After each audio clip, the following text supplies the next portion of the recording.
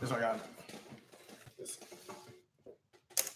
Law of reciprocity, authority, social proof. You're live. Commitment, value, positioning, framing. Send the link out, Josh. All right. Let's get this link out to everybody.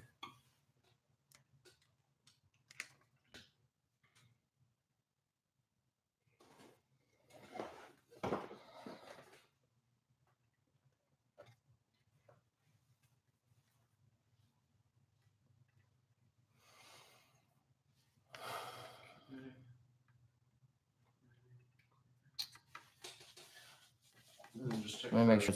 All right, I don't have a link. Audio, just to see.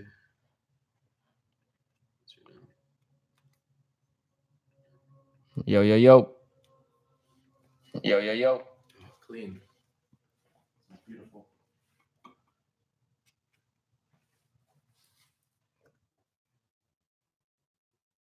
You don't want a computer here from now on. If anything, I want a TV. We should set up a TV next to the camera so I can still be looking over there. Oh, yeah. On that stand that Josh has. Yeah.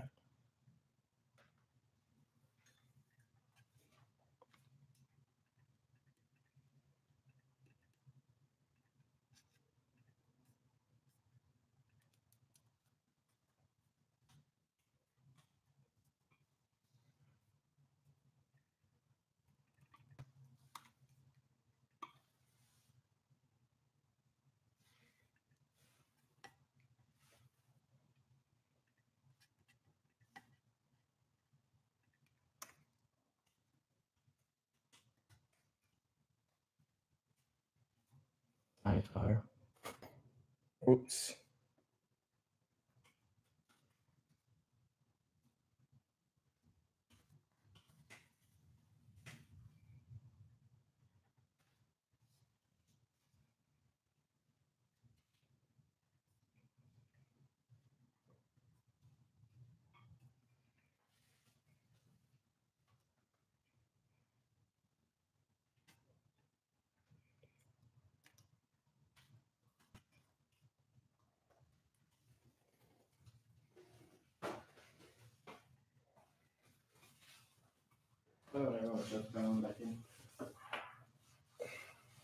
Let's get some of that. I got 10 in right now. What's going on, guys? Everyone says way better. Awesome.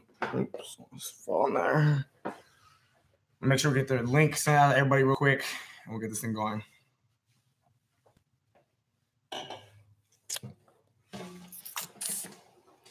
Yo. What up, everyone?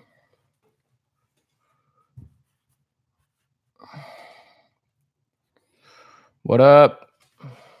How's everyone doing today?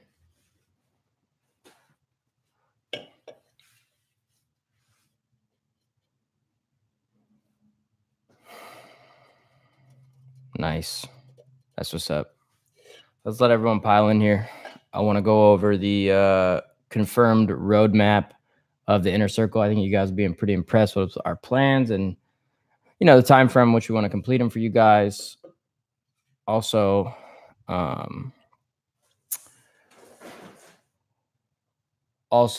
would like to say that I think the next lives from this one, I'm going to try to get like a TV with the comments right next to the camera so I could just like stay looking up at you guys. I don't want to like look down, and I just feel like it's more personal. You guys can see my eyes better and whatnot. What's going on, Ali? What's going on, Alexis? Stefano? Let's let everyone pile in here.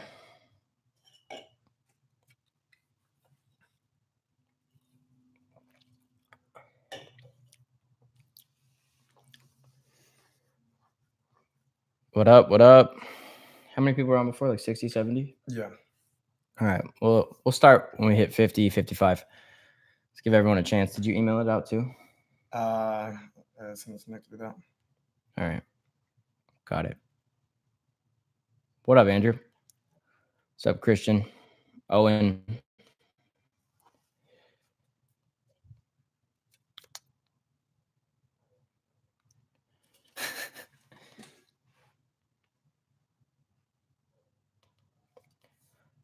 Ali, that seems crazy to you that only like 60, 75, 80 people tune into these lives, but not everyone has the same schedule and not everyone can be on at the exact day when we release it. Soon, I think the next 2 or 3 lives we're going to do, They're going to be planned out like 5 days ahead. And I think you'll see double the attendance instead of 1 day ahead.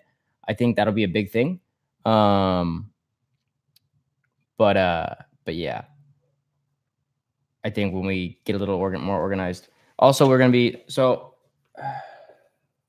how many people are with the Dropout Degree Inner Circle? So right now we have 370 people, I think. I don't know where half of them are. They're not in the Telegram. They're not in the Facebook chat. So we're going to have obviously I want to fix that. So then the number one issue I want to fix right now with you guys is getting everyone coordinated. How do you get this on your laptop? You click on the link on your laptop, buddy. Appreciate the credit course. Sure, man. That was the plan all along. You know, I released that for $200 a year and a half, two years ago. And I think there's like 3,000 people that went through it. And like $200 product to me is free.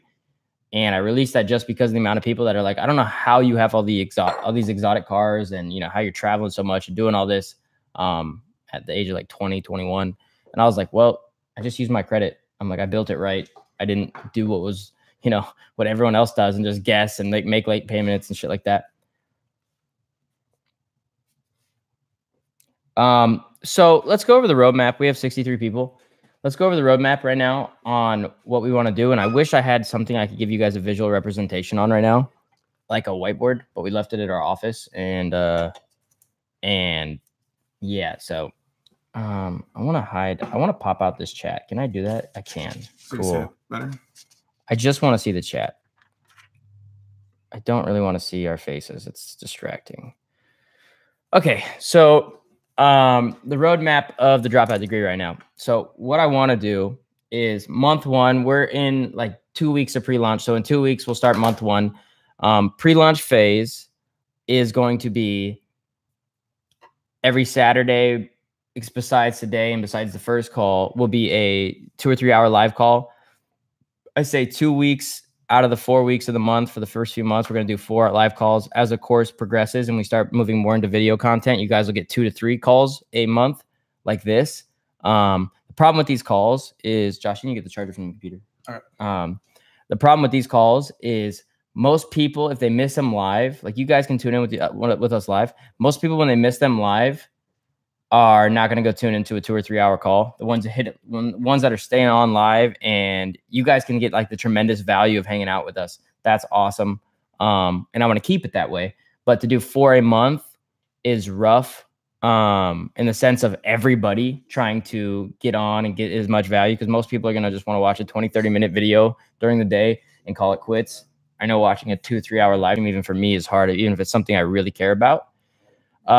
So yeah, that's the deal with that. So first, 2-3 weeks of pre-launch right now. It's pre-launch. We're coming to kind of the end of it. First month is going to be 4 live calls plus we're going to plan the first Dropout Degree event. So for those of you that are international, it's going to be much harder for you guys to attend these.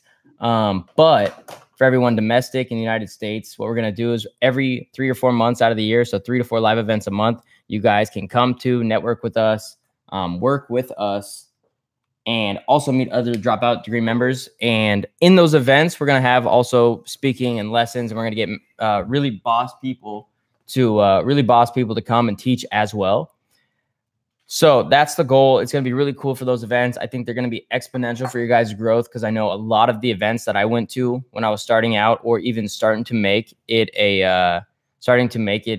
as an entrepreneur making like 6 figures, I know the events really changed my life. And I know I have, a couple students from ecom in here that have said the events, when you come to them, it builds a belief level. Like you guys get to have the ability to see that it's real. You guys get the ability to manifest things in your head. You say, oh, I see how this guy acts. He's a normal person. I'm a normal person. I'm not an above average mental, Einstein, Stephen Hawking's. What I am is I'm a boss, and I'm just a normal person, and I can make that happen. So the events, the first one's going to be on month 3. So 2 or 3 months from now. So do kind of set some money aside for your guys' travel and lodging. The first one will be in Los Angeles. We'll have an event space. We'll get some amazing speakers, some of my mentors, and most likely it'll be on a Saturday, guys. Sorry. I think most people are going to be split between the days, whether it's, work on Monday if we did it Sunday and they live in, Kentucky, or, you know, people like church or whatever. Doesn't matter. So I think it's going to be Saturday. Sorry, guys, if you have to miss football. It's I'm so sorry. But the events are going to be amazing. So right now we're planning out the events. We're also planning out the curriculum, which is going to take a while for us to do, in the sense of I'm kind of building a list of A-list people I want in this curriculum. So for example, social media grinding and whatnot is, you know, social media growth and just, you know, understanding like the tactics of social media and what you should be doing right now. I have people like Dan Fleshman, who's like literally the LA guru of social media. Every person who's big on social media has gone through Dan, and he's agreed to come on. I have people like that. Obviously, Eric's big brother is doing really well in real estate. I know they just broke like 7 figures profit or whatever it was for this year. And he's just wholesaling deals. So he's not using any of his own cash. And I know there's a lot of fraudulent people teaching that business model. He doesn't have a course. He doesn't mentor people. And that's why I asked him to come on, because if you look at most of the people in wholesaling real estate, and they don't even post deals anymore. He's doing like 5 to 10 deals a week or some nonsense. I don't know. Right. We'll figure it out when he comes. I just know he's legit. And I think for those of you in real estate, you guys can get a lot of value out of what he's doing. And, you know, he'll teach you guys the business model and teach you what he does. And we'll do like a 2-hour live call.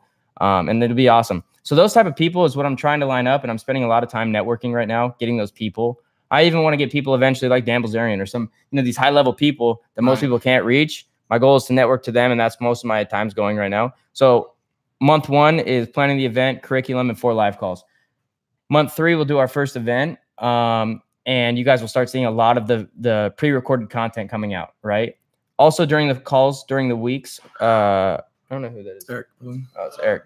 Also during the calls, during the weeks, we will be bringing on people as well. So as well, too, you guys are going to be receiving, probably have it sent to you guys sometime within a week. You're going to be receiving pretty much like a PDF pamphlet. It can be a picture on your phone, but it's going to be pretty much like, what do you call it?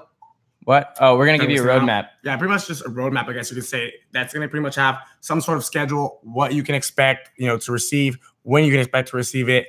It's going to have all the information. We'll probably periodically send out a new one every couple of weeks or every month. That way, moving forward, you guys can actually set aside time and set aside a game plan when to, you know, tune into the live calls, when to watch these videos. And also as well, too, starting after this call, every time after we do live call, within 24 to 48 hours after the live call, you're going to receive show notes. So pretty much it's going to be a nice PDF file, probably a Microsoft Word, maybe even something that no, we should build appealing. A PDF. We'll have a graphic designer build a PDF. And so what he's saying is like, we're going to do these 2 or 3 hour live calls. If you guys miss it, one of our team members is going to watch the entire thing, find the most important content out of it, summarize it, put it into very easy notes, a couple pages, in a PDF, and then we'll email that out to you as well. So we're working on making everything much more streamlined for you guys. Yeah. So right now, as Jeff was saying, we are in the pre-launch phase. We're pretty much going full public, you know, like full launch, I guess you would say, in these upcoming weeks. So, you know, in the past, it might have been a bit disorganized, but moving forward, you can expect everything to be on point, smooth, and you should know what to expect. That way you can maximize the amount of time you're with us and you get the most amount of value in the least amount of time. You're going to be able to see a lot of rapid growth and, you know, with yourself and with your business. We want to, and especially too, like today we're going over sales, we're going over business persuasion. And you're going to see a lot of different things throughout the inner circle. We're going to meet a lot of different people that are involved in a lot of different industries. But at the end of the day, you can have the mindset. You can learn all the networking skills. You can learn all this stuff that's going to make you a better person, a better individual. And, you know, all in all, it's just somebody who can, you know, become successful. But if you don't know how to generate sales, you don't know how to persuade people to buy what you have, you don't know how to market, you never actually really can have any money or make, you know, or grow your business, right? If you need money to grow your business and you need money to continue your life and live the lifestyle you want to live. So that's why today's call is going to be about sales, about persuasion, about marketing. And we're going to try to bring in a lot of people too that have experience on that and try to keep the topics revolved around that as well. There will for sure be an entire curriculum in the back end for you guys just on sales training. We've taken up already 45 minutes of your guys' time dealing with issues and what we're working on. So we're done with that. Let's jump right into the content. This call is going to be short and sweet, very tactical information. I'm actually glad Eric just walked in. Come say hi to everyone, Eric.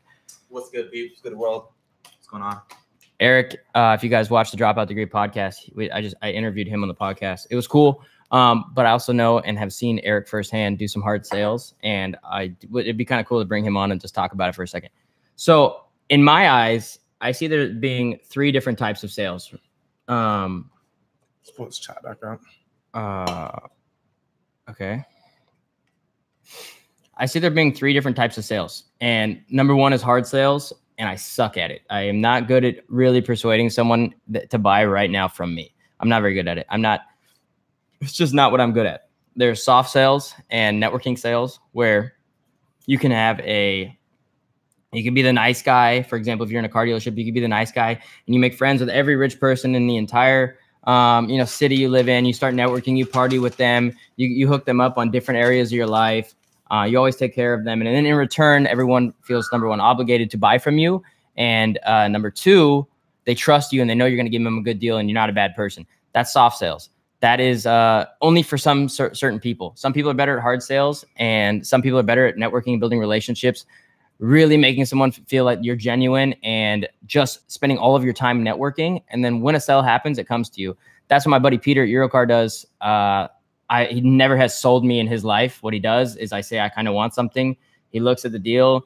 He tells me what the best he can do is, and I know it's him being genuine, for him to walk home making a little bit of money, because you're okay with that if it's your friend and you networked with them. And he takes a little bit of money home. You get a good deal. Financing's in order, and you know you're in good hands. That's the networking soft sales, and it's a really good tactic. And then there's attraction marketing, which I specialize in. I've been doing it for 5 years. I think I'm an expert in the field, getting people to buy just by getting people to ask me to pay for something. So what I mean by that is attraction marketing is something where I can post something on social media or I can do something in real life, and people are like, Jeff, let me give you money, right? That's something I'm an expert in. As you guys all know, I didn't really hard sell anybody on the inner circle. I didn't say, I didn't get you on the phone and close you. Most of you guys have never actually networked with me before, besides maybe a few of you. What I did is I posted content and I made you want to give me money. And when you actually acknowledge that, you say, that's actually really fascinating and really cool. And I think it's really awesome that I'm even talking about this, because most gurus and people, they're really never going to talk about like how they got you guys to pay, how they paid for their course. It's called attraction marketing. I'm going to teach you guys the basics of it today. I'm going to teach you guys the basics of hard selling today. Also the basics of networking and soft selling. Now I will go more into depth at hard selling and soft selling and attraction marketing, but those will all be curriculum videos. Today, we're going to go over the basics for them all. You kind of figure out where you fit in. If you're a very outgoing, loud, smooth talking person, you're always going to fit better in hard sales. And there's nothing wrong with hard sales. You just have to figure out a solid product, a solid pitch where you don't seem too douchey, and just learn how to really communicate with someone and beat their objections. And that's hard selling. It's a very well thing. Soft selling, if you're just a people person, you're a networker, and everyone feels like you're a genuine person. Now, I don't want you guys to use anything we're going to teach you guys today for the wrong reason. So if you're in this, I got 75 people live, and there'll be over 250 people learning about this.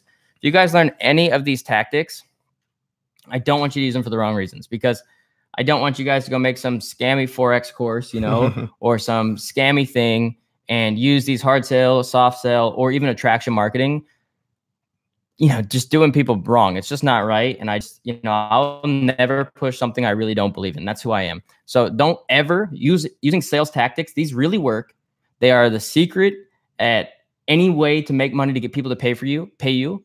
And not just people to people. I'm talking, you could say business to people. So products, learning how to market products, all of those things. If you're the type of person that uses these things just to get ahead and make a quick buck, you're kind of a piece of shit, and I don't even want you in here. So, it's just whatever it is. I just don't want you guys to use this stuff for the wrong reason, because it really actually works. It's stuff I use on a daily basis, and it's stuff where I've made, multiple 7 figures doing, like, millions of dollars selling things using these strategies. If you guys look, you guys can probably go online. You can, find the camera. Yeah. So, if you guys look online, you guys, even if you look at, for example, like Wolf of Wall Street, awesome movie, great acting. But the whole thing is like a giant scam. The whole thing, they're frauding people out of money. But these are people who master these skills. So these skills can be used for positive things, can be used for negative things. It all depends on how you want to use it. But you find out people all the time who are, being caught up for fraud, who are, lying, cheating, being, deceitful people because they're, manipulating people with these skills instead of, trying to provide value to people's lives. And the cool thing too, I know Jeff was talking about how there's multiple different types of, sales that you can do, and based off your personality, based how you are. And you should have done a personality type, on the last live call that week. So you kind of have some sort of feeling if you're, extrovert and introvert. So that would be a lot easier for you guys to kind of, figure out what is your type of sales. But you can do multiple types of sales. You can be good at multiple types of sales. So like, me personally, I'm more of a hard seller and attraction, with attraction selling. Our buddy Eric, who's right here, we'll have him come on a little bit. He's more like hard selling. Jeff's more of a soft sell and, attraction marketing. So you can master a few of these. And if you're really, really smart, you'll learn how to master all of them. I think one of the biggest keys though, is just, one, you have to believe in what you're selling 100%, pure conviction. I would never sell anything to anybody that I personally would never use. And because I believe in what I sell so strong and, so firm, I'm willing to hard sell somebody it because I'm like, you need this. A lot of people think they don't need something because, they only have that one perception. And the reality is, I feel like in my mind, I firmly believe I know what's best for most people that, are interested in something before they do. And if I don't believe it's best for them, then I'm not going to sell them something. So if somebody's making, 500 million a year, I'm not going to say, hey, you should buy, an inner circle membership, maybe for the networking, but I don't think, if they're doing $500 million a year, that they may get as that much value out of it. But if I see someone making $500 million a year and their business is not on social media, and it should be, I'm going to want to be like, hey, look, you need to pay me $20,000 so I can consult for you and show you how to blow up your business on social media. And this $20,000 is going to change your life. So I'm willing to hard sell that, but I'm not willing to, hard sell the inner circle because I don't firmly believe in it. So I think whenever you guys are going into selling, just make sure you believe in what you're selling, because that's going to be the biggest turning point of, one, if you're actually going to get repeat customers because people talk, right? And two, customers can feel your energy. They can sense, your authenticity. So I think that's another reason too, especially for you guys who joined the inner circle. You guys can tell that we're, genuine about what we're talking about, that we actually believe and we actually know that the information in this inner circle and what we can bring to you, the value we bring to you is actually going to change your life. So because of that, you guys are willing to get started. And that's because you feel the belief level, you see that we're genuine, you feel that we're authentic. And if you didn't feel we were authentic, you probably wouldn't have purchased. So, and that's because we firmly believe in it. I hope you guys can see that by now. So I think that's really important as well. So again, 3 types of ways to sell. I think to become a master at sales, you got to do them all. And I went through a phase when I was in affiliate marketing where I went through hard selling. I'd get people on the phone, like 3-way calls, and I would just like practice closing them.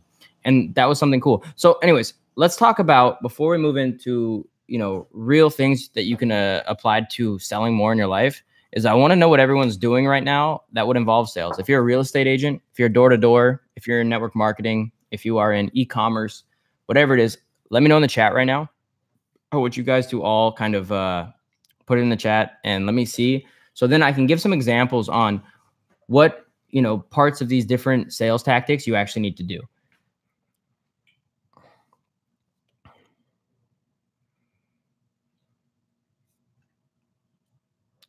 Okay. Okay.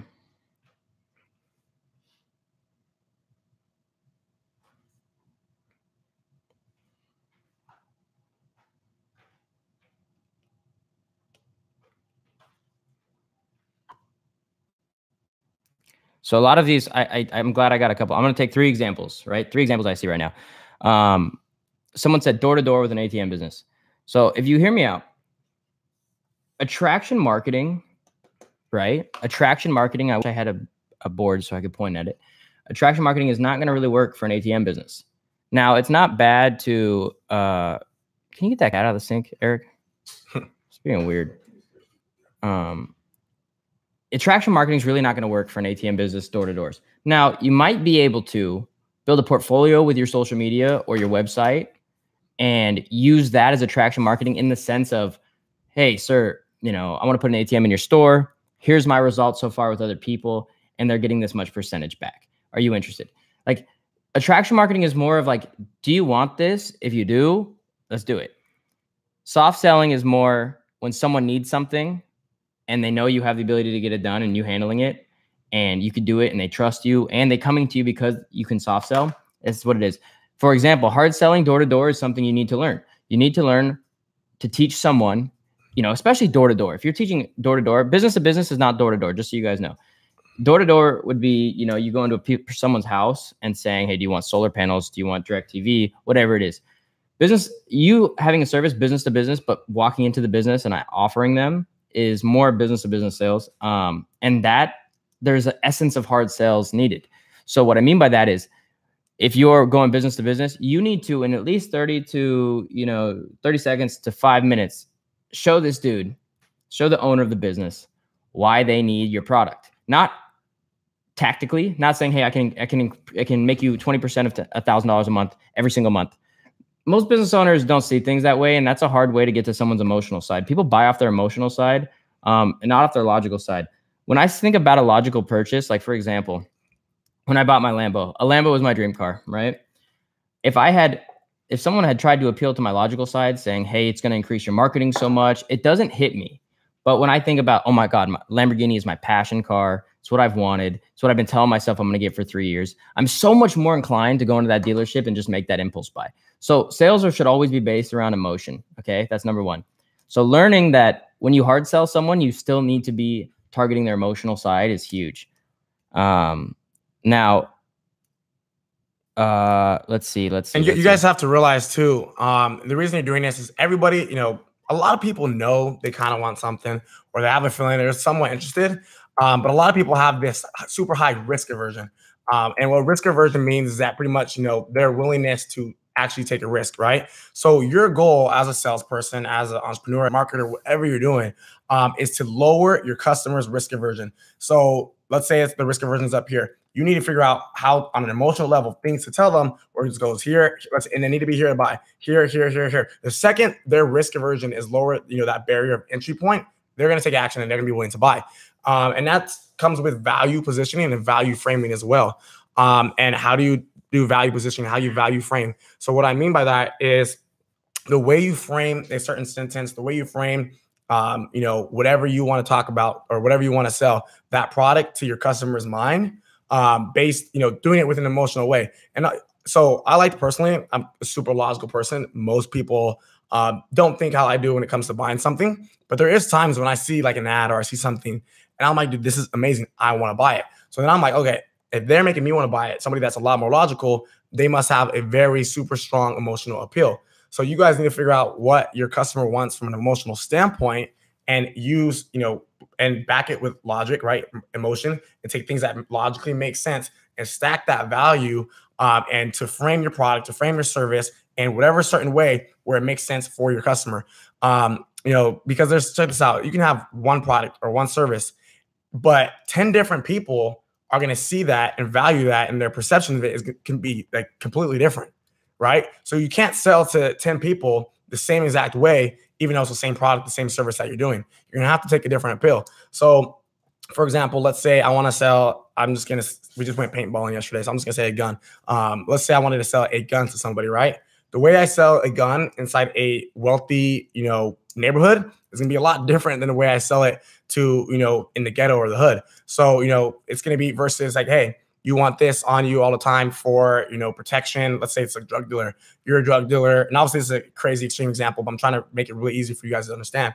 But let's say it's a drug dealer. I'm like, look, dude, you're going to get freaking robbed or pulled up on, and you got to protect yourself. You know, this is what you need. And if I'm in a wealthy neighborhood, I'm going to be like, hey, just so you know, if you look at, you know, the crime history, there's been a couple recent robberies lately going down in your neighborhood. One of your neighbor's houses got broken into, and, you know, they got all of their stuff took. But hey, if you had a gun, you'd be able to protect that. And if somebody comes into your house, you know that you can feel safe and you can go to sleep at night knowing that your kids are safe, knowing that your family's safe, and, you know, knowing that everything's going to be okay. It's two different approaches for the same, you know, goal, same accomplishment on my end, but I'm reaching two different people's sides of values and perceptions.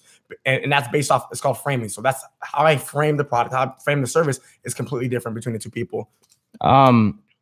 So I said I'll do two examples. Someone said Tesla lot manager. You know, I think the way the world is going right now with sales, I think hard selling and convincing someone they need something is happening so much less because of the internet. For example, you know, back before the internet, you would be like, I want to buy a car, and you'd walk onto the lot, and you know, there'd be a guy literally trying to make, you know, $500 to a couple $1,000s off you. And he knows if you walk away, they don't have a solid lead system. They don't have this. So he's trying to sell you right on the spot. I think now with technology, you can really stop doing so much hard sales. I think it's a tactic that still works, but I think it needs to be implemented with everything. I think all three of these sales strategies need to be done in a coordinated, you know, attack strategy. So as a Tesla lot manager, if you're managing it, let's say you're the internet sales manager or whatever, you need to, number one, be networking a lot and let people know, you know, you should need to, when you talk to people, you need to make people feel like, if number one, that Tesla's the best car. So if I have a friend and he's driving a Tesla and he's like, dude, I love my Tesla. If you're driving one, you're telling all your friends, I love my Tesla so much. I mean, it's crazy. I even drove a gas car. You cannot go, you need to buy one, come and check it out and come to the lot. People feel like they're being sold. So you cannot take that strategy anymore, especially with social media. So what you do is you just keep talking up your Tesla nonstop. And at some point, as you do networking or do whatever, someone will have the realization on their own. You never want to give someone the realization because they still feel like they're being sold. You need to let people have their realization on their own, but they know in the back of their head, the best person to give me the best deal on a Tesla, I know I want one, is going to be you. That's kind of the soft selling side. Attraction marketing is much harder with cars because I don't know how much social media attraction marketing you can do to get people as a car dealership. As you work on a car dealership, you can't really take someone from Wisconsin and you're in California and convince them to buy a Tesla from you when there's probably a Tesla dealer closer that they can get that emotional experience with.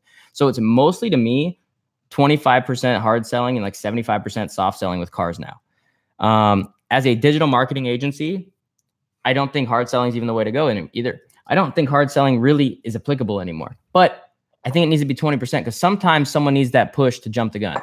You know, sometimes as you're doing a sale, there's like 25, maybe 20% of the deals in life need to be taken where someone just needs that text. Like, are you finally ready to go?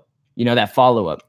Back in the day, you know, it'd take like 7, 8 follow-ups for someone to make a sale. And it feels like you're getting sold and it's getting annoying and all that stuff.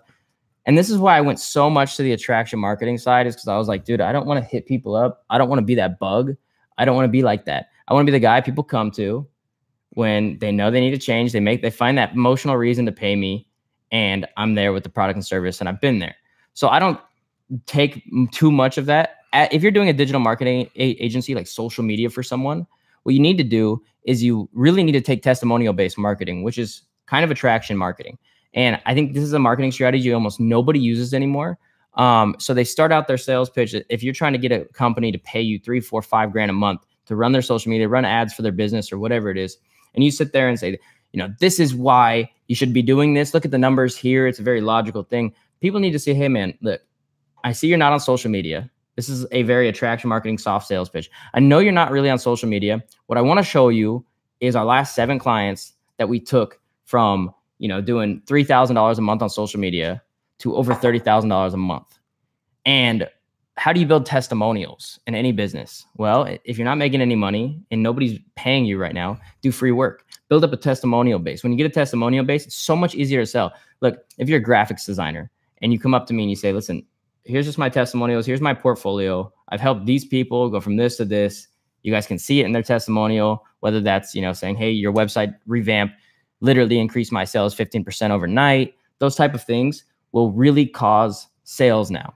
And I think real quick too, one of the big things, if you want to go into hard selling, you feel confident in hard selling, one of the best things you guys can do when I talk about, you know, value positioning and value framing is also just having a clear, you know, like execution and strategy game plan that answers all questions, that leaves no questions for whoever you're trying to sell to. So for example, if I'm running like a digital marketing agency and I go in, obviously this business owner is gonna have a ton of questions.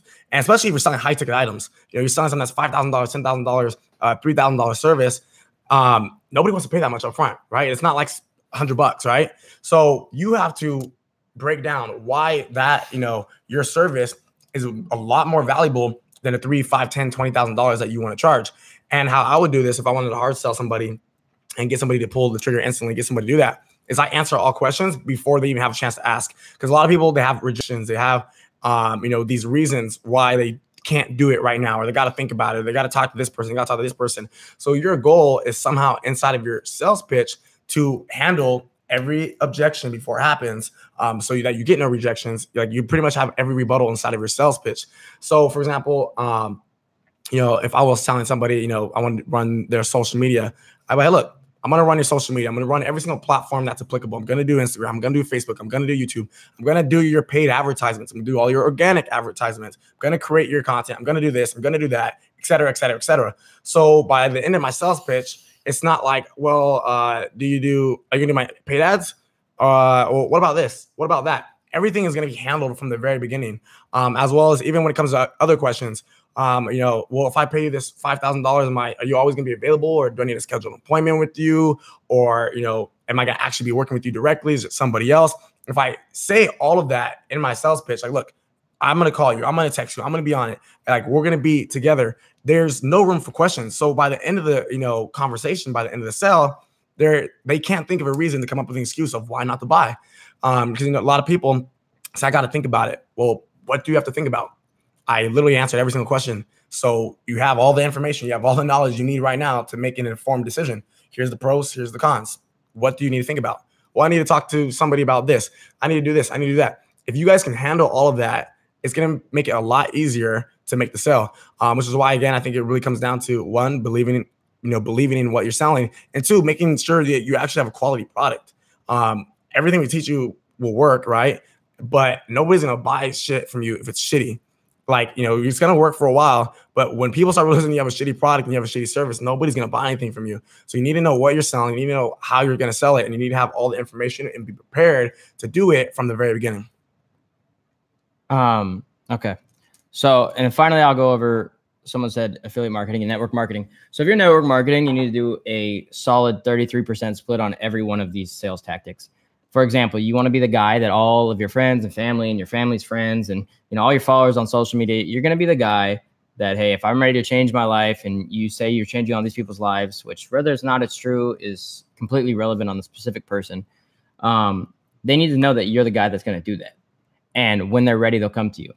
You need to be able to hard sell. So you need to be able to get someone on the phone, but not pressure sell, hard sell. You need to be able to get someone on a three-way call and be like, well, here's what I do. Here's what I want to show you. If you're the upline or whatever, here's what I can do for you. Here's what it's done for me. And if you're ready to actually change your life, you go back to the soft sell, and you don't make them feel like it's your decision. They're pulling the trigger. It's theirs. You need to be able to hard sell, soft sell on a phone, and then use social media as attraction marketing, in the sense of, you're posting all these amazing lifestyle photos. You're doing this. And when someone randomly hits you up, they're like, I'm ready to change my life. You're like, well, here's the deal. Sign up with my link. Obviously, I don't really recommend network marketing to everyone, but if you're in it, that's your strategy. So let's just jump into first. Okay, let's do this. That's why I start this. So who thinks they're better at which strategy? For example, hard selling. If you think you're better at hard selling, let me know in the chat. If you think you're better at just networking, and everyone comes to you because they know you're genuine, and you just know that eventually it's time to buy it. It's time to buy from you. Or you think you're the guy that wants to do just a straight attraction marketing. Which do you think you're better at right now? Let me know in the chat, and then I'm going to start from there. And real quick, guys, too, everything that we're talking about today, that we're teaching you guys, this is applicable for every single business, whether it's e-commerce, whether it's Shopify, whether it's door-to-door sales, whether it's an agency. These strategies are applicable to every single business. So just because we're talking about selling doesn't mean we're talking about face-to-face selling, hard selling, or on a phone call.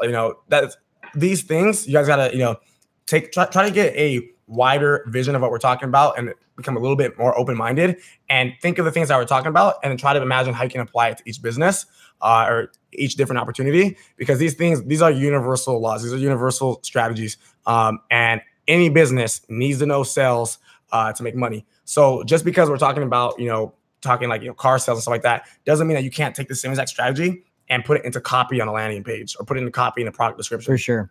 So I'm looking at these, and most of you guys are saying networking and attraction marketing. And I'm sorry to say that's the easiest one to be good at. So I think what we should start with is hard selling.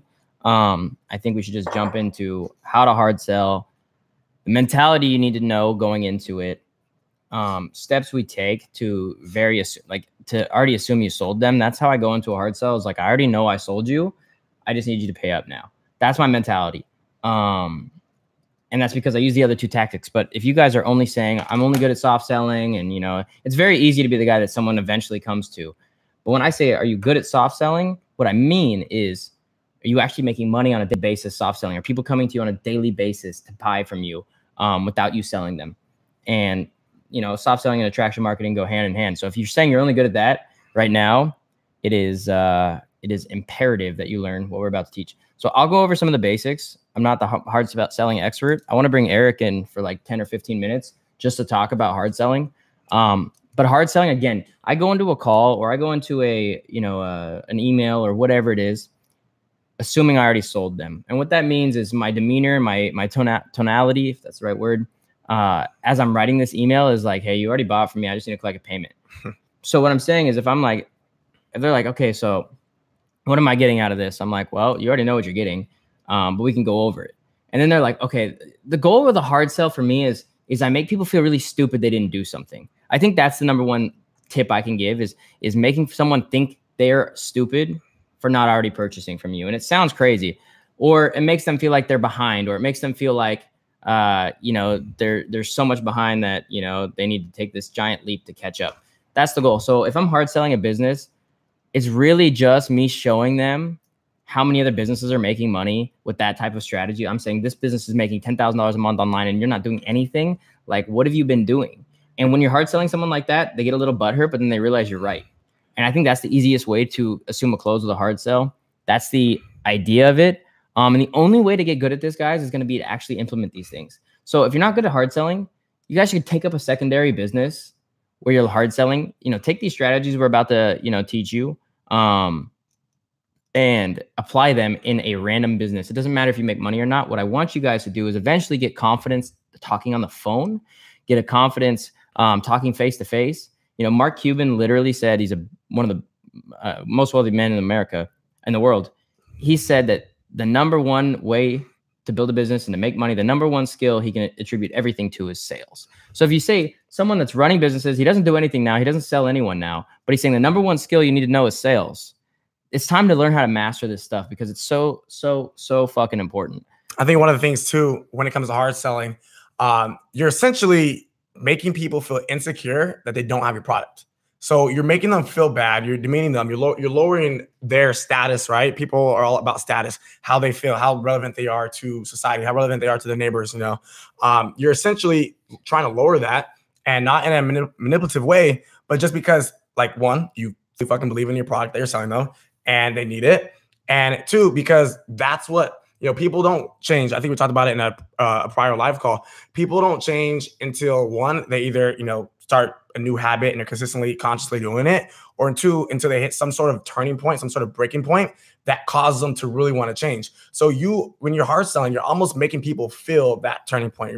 You're putting people in that position where you're making them insecure, where they have that mindset switch where, all right, I'm done with this. I'm done with what I'm currently doing. It's obviously not working. It's obviously, I'm dumb for not doing this. It's time for change.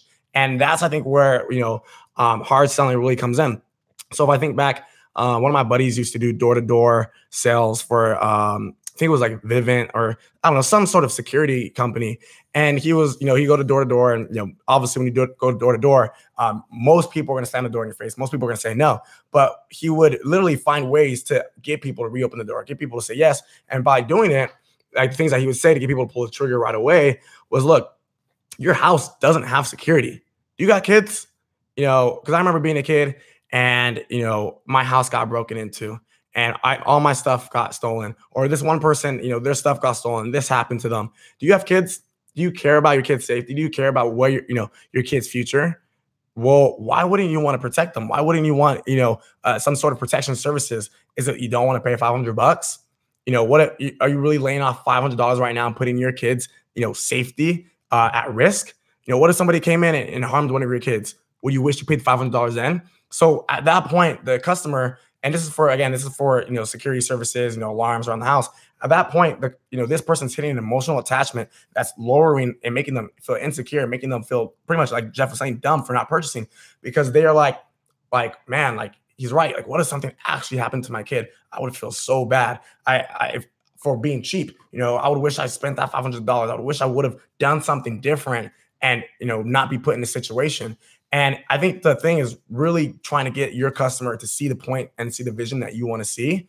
And I think that's also just a general sales philosophy that is very universal, is just getting the customer to view what you want them to see, so they can feel the way you want them to feel to buy your product. So even if you go into attraction marketing, let's say we're posting pictures and of us traveling, us doing the things, like just showing like what we do on a daily basis, showing our lifestyle, and somebody wants to get involved. Well, what was the passageway? What was the tool? What was the car, got us there? What was the machine that got us to this lifestyle, to this business?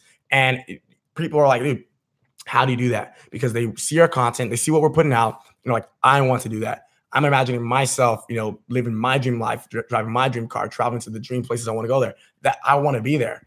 And because they want to be there, and because they're envisioning what I want them to envision, like, how did you do it? How can I pay you to learn about what you do? How can I pay you for consulting? The same thing with hard selling is except now I'm putting people more consciously, attraction marketing. You're saying for example, wouldn't you want to be living the life I'm living? Like, why would you not? Let's say I randomly just run into someone and they're like, how you doing, Jeff? And, I haven't seen them in years. I'm like, I'm doing pretty well, traveling, doing whatever I want. Same old. Like, I don't know how you do that. I'm like, why do you not want to know how I do that? Like, why haven't you tried to figure it out? And they start questioning things. They're like, well, I just feel like this. And I think if you want to hard sell while soft selling, it's just asking questions that make people think. And I feel like this information only applies to you guys. Some of you guys, for example, if you're in e-commerce, you need to learn how to sell your own business eventually. If you have an e-commerce store, you're not going to want to run it for the next 10 years. You're going to come up with a better business venture that's going to take capital. And you might be living cozy, making $5 or $10 grand a month with an e-commerce store, but you might want to sell it one day and you need to learn how to sell it. You're not going to be some weasel to convince some guy to give you $2-3 million for a store that's making, $400,000 or $500K a year. You need to learn how to sell him on wanting that store for the, you got to sell the dream. So it really is something you guys have to master no matter what you're doing. For example, let's say you need to, the biggest thing I can find with sales is selling yourself to people, especially with networking. If you cannot sell yourself with what you're saying, right now you guys can listen to me and you can say, oh, Jeff's super intelligent. Well, I'm selling myself. And that's because I've learned to do it naturally now. But when people listen to me, when people, listen to Josh, it's very simple where they're like, okay, this guy's the authority. I'm sold on he's the authority right now. And that's just how it is. So real quick, I want to backtrack and then come right back to what you're just talking about. When Jeff's talking about, when it comes to selling, hard selling, you want to ask a lot of questions. The reason you want to do this is you want to build. So one, obviously you want to get the customer thinking, visualizing, and frame them in the position you want them to be in. But as well as you also want to ask the type of questions that cause them to commit. And one of the, the biases when it comes to psychology is, committing. So for example, I'm going to ask these people questions. I'm going to ask my customers questions that I already know what the answer should be. I'm not necessarily asking them questions to learn. And obviously you want to do that too before you're selling. Like if you want to learn about the business, you need to know everything before you even come up with a proposal. But if I'm selling this person, I already know what I can do for the business. I already know they need to pay me money. Then at this point, I'm trying to get them to understand that and commit to saying they understand it, and verbally and physically, because now that's going to go ahead and affect their subconscious mind. So for example, I go back to the security system example. Look, do you have kids? Yes. Do you care about your kids? Yes. Do you care about their safety? Yes. Don't you think it would suck if somebody broke in and did something to one of your kids? Yes. Don't you think it would be smart to get security systems so that would never, ever happen? Yes. So notice I'm asking these type of questions that are always, creating yes answers. So yes, yes, yes, yes. So I'm subconsciously getting the customer to make a commitment to me and a commitment to themselves that this is a smart idea.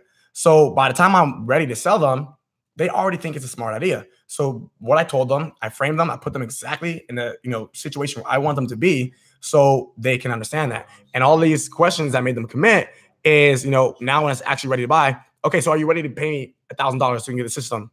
Well, no. Why? You just said everything makes sense.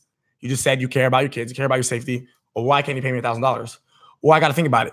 well, how long is that going to take? Because like, give you the information you need and you have everything right here. And like, I'll get back to you in a few days. Well, what if something happens in the next few days? Don't you think that's possible? And you're like, well, yes. Well, then let's prevent that and get you started right now. Pay me $1,000 so I can get the security system installed into your house.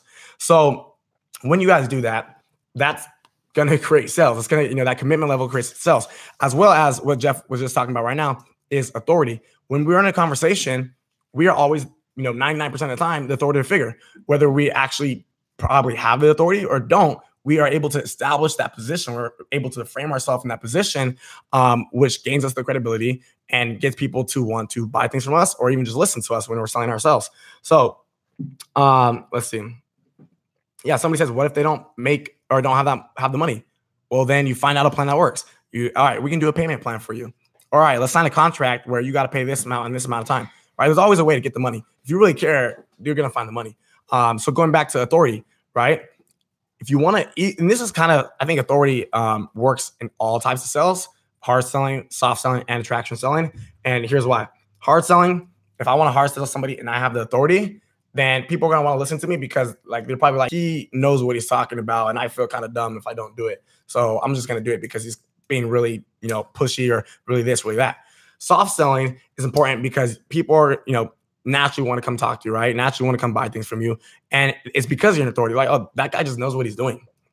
I'm going to buy something from him. That's just the person that you go to. Why would I go to anybody else, right? And then for authority in terms of attraction marketing, people are, the whole reason they're hitting you up is because you have authority, because, they saw your content. They saw what you done. They saw you done this. They saw you done that, right? Or even like, putting out what Jeff was talking about earlier, testimonial marketing, right? People are like, okay, he obviously knows what he's talking about. I've seen what he's done for other people. I've seen the life they're living. I've seen the, what he has done, and that obviously works. That's the person I need to talk to. And they're going to hit you up like, how can I do what you do? How can I get started? What can I pay you for, pretty much? So it's very important when it comes to sales to establish authority in every certain way possible, regardless of what type of selling you're doing. Let me read these questions. If you guys have any questions too, while we're going, go ahead and drop comments right now.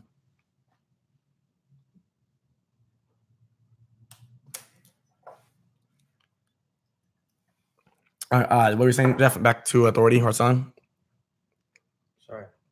Well, I mean, I think the thing is when someone asks, what happens if the person doesn't have the money to buy? I think that's where you need to, somehow have them stay attentive to what you're doing still. So for example, if someone doesn't have the money to buy, like back when I was selling it, my e-commerce training, they still followed me. They still got free value out of my lives. And so it kept them focused. And then eventually when they had the money, it goes back to that, soft sell slash attraction marketing, where they're like, okay, well, I finally got the money. Now it's time to buy.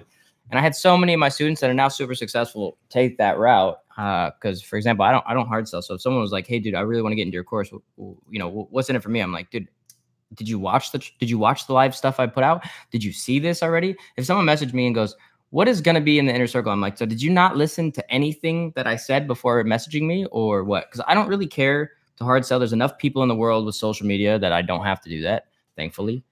But yeah. So it says, how can you spot a for sure no from someone? Nobody's a for sure no. Yeah. At the end of the day, it's just why. You're asking questions. Why? So if somebody's like, no, dude, just no. Okay, why? Like there has to be some sort of reason why. So if I'm doing the example for I'm just gonna keep using the security example. Why would you not want your house to be protected and have a security system? And they're like, I just don't have the money. So are you telling me that everything in this house right now is, less valuable than $1,000 you're gonna pay me to install a security system?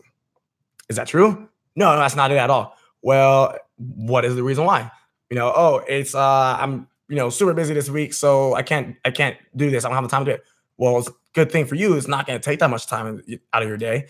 We're going to come, we're going to install it. We're going to be in and out in 15 minutes. And so you need to find out the reason why. Some people might just be like, for example, there's only like 1 or 2 valid reasons why people are, not willing to buy something. And it's usually just, they're not willing to buy it at that time.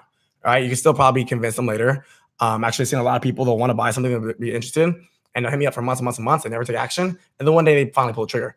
So for example, the only valid reasons I would really say that somebody says no is they already have an alternative version that's better, right? Better value means better pricing or better bang for the buck. And that, at the end of the day, all you need to do is stack your offer and stack your value to beat them out. So if I already have a security system and it only cost me $500, I'm gonna be like, well, what does it do? And they'll tell me everything it does. Okay, so it doesn't, and then I'm gonna be like, well, it doesn't have, cameras that come with it. It doesn't have an automatic, motion sensor that does this and does this and does this and does this. And I think those features are definitely worth the extra $500 you're gonna pay. And we'll replace it and blah, blah, blah, blah, blah, blah.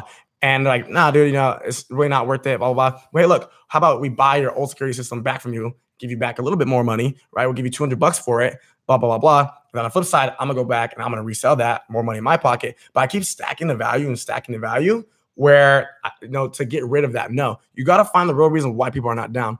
And I think the only actual reason is somebody's like, look, dude, I literally have $0 in my bank account. Well, at that point, I'd be like, okay, so obviously you can't buy this service, right? So I'd be like, but does everything that I talked about so far sound good? Does it make sense? They're like, yes, yes. Would you be interested in getting this in the future? Yes. Would you buy this in the next, week if I can help you find a way to come up with that money? Yes. All right, cool. Now we're back in business. So now I need to figure out how to help this customer get that type of money and give them solutions so they can buy the product. Because the only reason because a lot of people are scared to say, I don't have any money. So they come up with every other excuse in the book first before they say like, look, I'm dead broke. So that's a key, guys. You got to remember that. Like what Josh is saying is so true. If most people are just really scared to say, hey, I'm not doing too well right now, I can't buy it today. And they're going to give you every other excuse in the book. So if you know that someone, if you know someone has the money, you can take the objections and beat them. If you know they don't have the money, sometimes it's best to stop trying to even sell them. If you know they just don't have the money right now, and just go back to that, thing where you're like saying, hey, just at least give me your email. I'll keep you on the email list and I'm going to send you some emails. No matter what business you're in, you should be sending sales emails. Like that's fucking huge. These are now sales tactics. What we should spend the next 15 minutes doing is I'm going to let Eric jump on. He runs an ATM business. He's got a lot of experience now. He's got 33 ATMs in different dispensaries, hair salons, barber places. He's got 33 of them. I see him over there actually looking at his ATM sales right now. All your ATMs are empty? Yeah. Have fun tomorrow.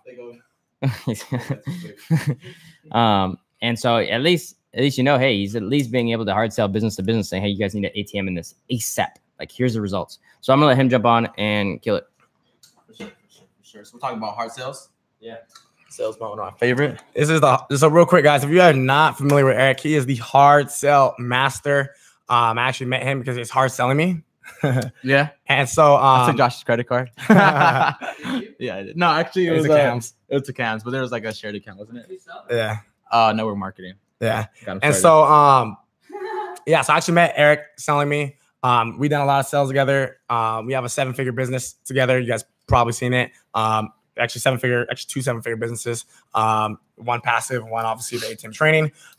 So this guy knows what he's doing. He knows what he's talking about. We sell the training for that via a live call, right? So that's a lie. That's something we actually are doing. We actually have to talk to people. We have to communicate to people. We've done a lot of, we've done door-to-door or business-to-business sales with the agency that we ran in the past.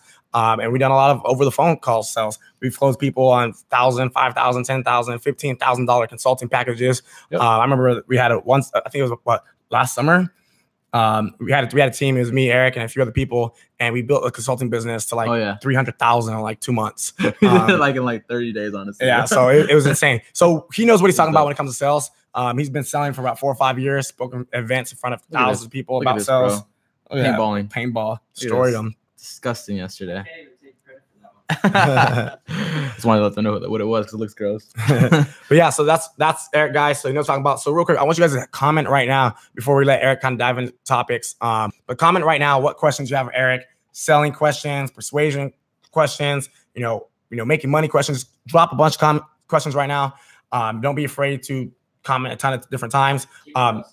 Yeah, keep it about sales. Keep it about sales. Keep it about, getting people wanting to give you their credit card, their information, and pay you. But go ahead and comment that right now. That way, just in case Eric wants to answer some of those questions. And then if you want to just dive in. Yeah, no, absolutely. Let me see if I have any questions. But when it comes to sales, guys, I think a lot of people say, well, I'm not a salesman. I'm not that sales kind of guy. I'm not.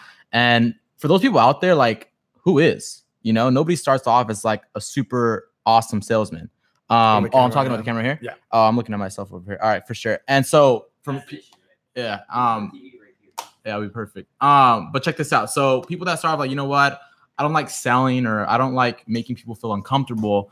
When you say that, to be honest, I just feel bad for you, because sales just isn't in business. It's in everything. I'll give you an example. You know, when you go for a job interview, what are you really doing? You're selling yourself, right? When you go on a first date with the girl, for all those guys out there who've been on a blind date or have been on a first date with the girl, what do you do on that first date? You're selling yourself, right? I'm pretty sure you've been on a date with the girl and you said things that aren't even true, because you're selling yourself, right? You're making yourself look better to the person in front of you, right? So when it comes in sales and business, it's the same exact thing. You're selling yourself every single second of your life. So if you can't master sales, you know, I can probably see how far you're really going to go. You know, right now, what I'm doing, I'm selling myself, right? I'm selling my credibility on sales. Everything's selling. So for people out there, so you know what? I'm not good at sales. You should just concentrate on nothing but sales and being good at sales, reading books, right? Following people with like that know how to sell, that have results. And so far you're doing really good, because you're talking to Josh and Jeff. These guys have made, you know, millions selling, right? Not just themselves, but their lifestyle, their businesses, right? So they know I can actually honestly say like they've mastered selling. So the fact that you're learning from people that know what they're doing, automatically you're going to be successful as well as you just take action, you know? But when it comes to sales, I learned a lot of different tactics. You know, I can be nice, you know, I can be a hard closer. It all depends on the person that I'm talking to. And that's really when it comes down to it. You have to know who you're talking to. You have to know who your audience is. You have to know who your prospect is. First of all, are they qualified? I think somebody said earlier, how do you know if somebody has the money, right? And the reason why I think a lot of people are doing this is that you're trying to go for the kill when you don't even know the person in front of you yet, right? So what you need to do is going to take time. Sales, the way I can put it in simple terms, is that getting to know the person in front of you and then asking questions you already know the answer to. I'm going to say that again because people didn't really catch that. Sales is basically getting to know that person in front of you, what drives them, what gets them excited, right? What's their passion, and then asking questions that you already know the answer to. Okay. So when it came to, you know, over the phone, right? I knew my prospect when it comes to our consulting business. I knew they needed help with their social media. How did I know that? Because I asked them, hey, what are your social media outlets? Let me analyze it. Let me see what we can do better. Let me see what you're doing good already. And when we got back on the phone with them, I literally made them feel like shit. Like, yo, you're messing up on this. You're not doing this right. You're not doing that right. And you know what? I can't really blame you. It's not your fault. This is what we need to do. This is how much it's going to cost. Okay. And this is what we've got to do right now. Either you want to do it or not. Either you want to, you know, the reason why you contacted me in the first place, because you wanted to, you know, get your business out there. You wanted somebody to manage your social media. This is what we're going to do for you. Are you in or are you out? If you're in, great. Let's get to work. If you're out, maybe you can talk to somebody else, but this is what we're going to do for you. And I can't wait to get started. So I think what Jeff said earlier is you want to assume the close. You already know they're going to get started. You have to assume that, okay, before you even talk to that person. You have to have that inner, I don't know, what is it? Kind of like that belief that they're going to get started no matter what, that they need whatever you're offering, whether it's a product or a service. Okay. Now, after you finally like know who you're talking to, and you assume the close, right? The rest is easy. It's all just asking questions you already answer to. For example, let me give you, pretend I'm selling, let's just say I'm selling a product. Okay. It's a health and wellness product, right? And this product isn't just healthy, but it can actually help them create income at the same time, as well as they drink it. So if I ask them, hey, would you like to make more money? I already know they're going to say, yeah. Okay. If I ask them, hey, would you like to create more time freedom? I already know they're going to say, yeah. Right. Hey, well, if I found something that can give you more time freedom and help you make more money, would that be something you'd be interested in? Of course. Right. And that's when you just go into it. Well, this is what I've done. This is what this can do for you. You just said you want to make more money. You just said you wanted more time freedom, right? This is what you have to do to get started right now. Not tomorrow, not an hour from now, but right now.